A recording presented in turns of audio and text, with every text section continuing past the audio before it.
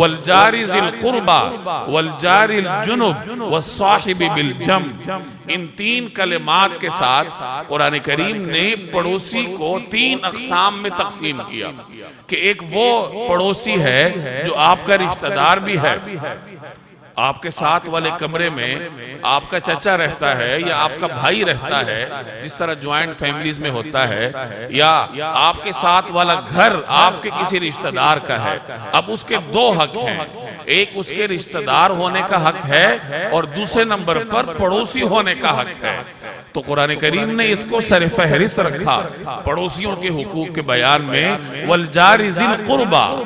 وہ پڑوسی جو آپ کا رشتہ دار بھی ہے اس کے ساتھ حسن سلوک کرو، والجار الجنب، اور وہ شخص جو آپ کے پہلو میں رہتا ہے، یعنی آپ کا عام پڑوسی جو آپ کا رشتہ دار نہیں ہے، ویسے آپ کے ساتھ اس کا گھر ہے، آپ کے محلے میں رہتا ہے، گلی میں رہتا ہے، تو اس کا بھی حق ہے پڑوسی ہونے کی حیثیت سے۔ والصاحب بالجنب، اور آپ کے ساتھ والا جو تھوڑی دیر کے لیے آپ کے ساتھ بیٹھتا ہے۔